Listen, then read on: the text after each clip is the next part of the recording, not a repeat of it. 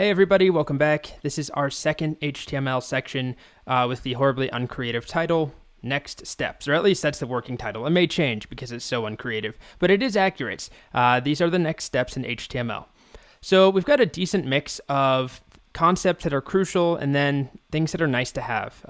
And as you can see, most topics in this stack of cards are green. They're relatively short or easy topics to pick up. The first thing that is definitely crucial are really just two conceptual topics. The first one is understanding what HTML5 actually is or what it isn't. That won't take a whole lot of time. It's just something we get out of the way right up front at the top of this section.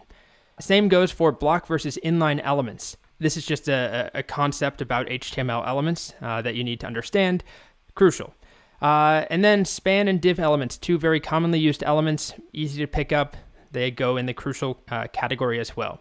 But then we've got a decent chunk of nice to have elements that you really do not need to stress or panic about that you probably won't use all that often.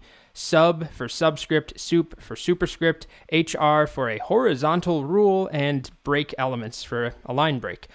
So nice to have, I'm going to show them to you, but I just don't want them to be the main takeaway from this section.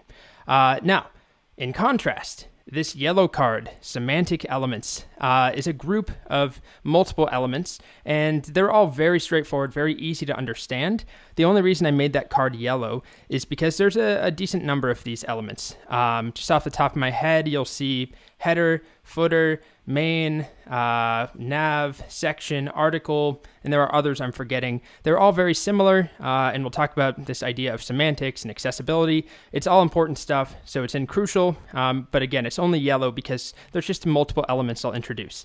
And then lastly, we have another VS Code tip.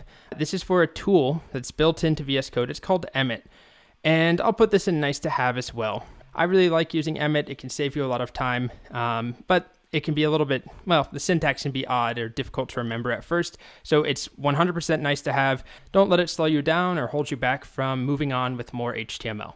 Okay, so that's a breakdown of this section. Just a couple of key concepts and quite a few nice to haves. Let's go.